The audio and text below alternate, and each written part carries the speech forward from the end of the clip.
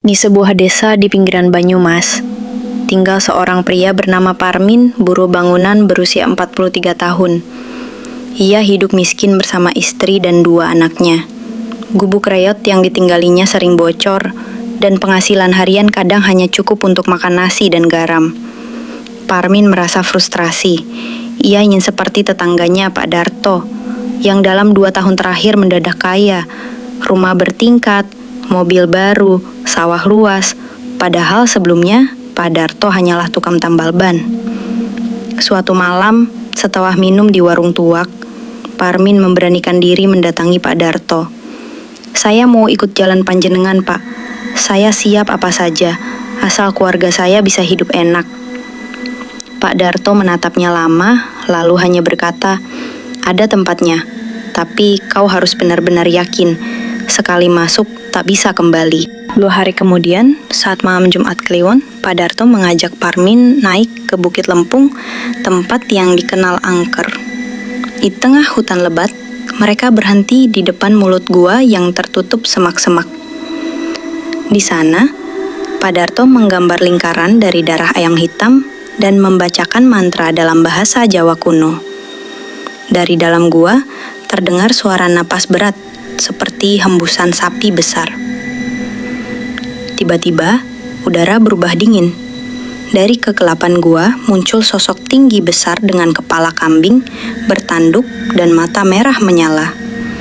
Makhluk itu berdiri diam, tubuhnya berasap. Namanya Mak Rawah, penguasa pesugihan cicilan, bisik Pak Darto. Parmin diminta berlutut dan mengucapkan ikrar. "Aku terima kekayaan, dan sebagai gantinya, tiap tahun pada malam ikrar ini, aku akan menyerahkan 1 nyawa. Jika aku ingkar, maka nyawa anakku akan jadi gantinya." Parmin gemetar tapi akhirnya mengangguk. Mak Rawa menyentuh dahi Parmin. Sejak saat itu, Parmin pingsan. Esoknya, hidup Parmin berubah. Ia mendapat proyek besar membangun rumah-rumah mewah, uang datang begitu cepat, seperti dicurahkan dari langit. Istrinya membeli emas, anaknya masuk sekolah terbaik. Tak ada yang tahu bagaimana cepatnya dia bangkit. Namun setahun kemudian, tepat malam Jumur Kliwon, Parmin mendadak mimisan deras.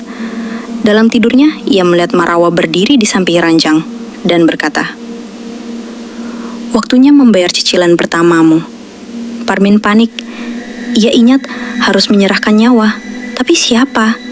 Ia mendatangi Warto, seorang pemuda pengangguran yang sering mencuri ayam warga dan memancing amarah desa. Dengan manipulasi dan umpan kerja palsu, ia membawa Warto ke Bukit Lempung. Malam itu, Warto menghilang. Polisi menyimpulkan ia kabur entah kemana. Tahun demi tahun berlalu. Setiap tahun, Parmin harus mencari 1 nyawa. Awalnya ia membeli orang-orang tidak penting, pengangguran, gelandangan, bahkan seorang pemabuk. Tapi pada tahun ke-5, Marawa datang dengan suara lebih dingin. "Kau sudah terlalu nyaman, cicilanmu harus lebih berkualitas." Sejak itu, Marawa hanya mau nyawa orang yang dekat dengan Parmin. Tahun ke-6, ia mengorbankan keponakan jauhnya. Tahun ke-7, ia menabrakkan mobilnya ke tetangga yang sering menginap. Tahun ke-8, ia membiarkan temannya sendiri tenggelam saat memancing. Hidup Parmin kini dipenuhi paranoia. Ia menjauhi keluarga, menyendiri, dan tak pernah tidur tenang. Sosok Marawah sering muncul di cermin, di sudut rumah, bahkan di mimpinya. Tahun ke-9, Parmin kehabisan ide. Ia tak sanggup lagi memilih siapa yang harus mati. Istrinya mulai curiga. Anaknya sering sakit, rumah mereka dipenuhi aroma bangkai meski sudah disemprot pewangi.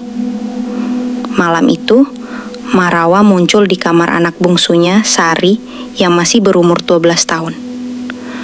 "Engkau tak membayar, maka aku ambil cicilan otomatis." Sari kejang-kejang. Matanya membalik, lalu tubuhnya lemas. Dokter tak bisa menjelaskan penyebab kematiannya, hanya dibilang gagal jantung mendadak. Parmin hancur. Istrinya menangis tak henti. Ia merasa tak layak lagi hidup. tahun ke-10, Parmi mendaki sendiri ke Bukit Lempung. Ia membawa golok dan sesajen terakhir. Ambil aku, jangan anakku lagi, jangan siapa-siapa lagi. Aku berhenti. Marawa muncul, kali ini lebih besar dari sebelumnya, setinggi pohon randu. Tak ada yang berhenti, kau hanya bisa lunas jika kau mati, dan rohmu jadi penagih cicilan berikutnya. Malam itu suara jeritan menggelegar dari dalam gua. Warga desa mengaku melihat api menyala dari atas bukit. Besoknya, tubuh Parmin ditemukan tergantung di pohon dengan mata membelalak dan lidah menjulur keluar.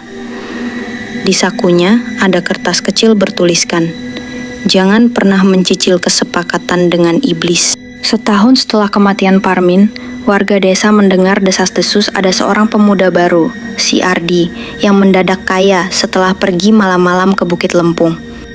Rumor berkata, kini roh Parminlah yang menjadi perantara cicilan, dan setiap tahun suara jeritan masih terdengar dari balik gua, menandakan nyawa baru sedang ditagih.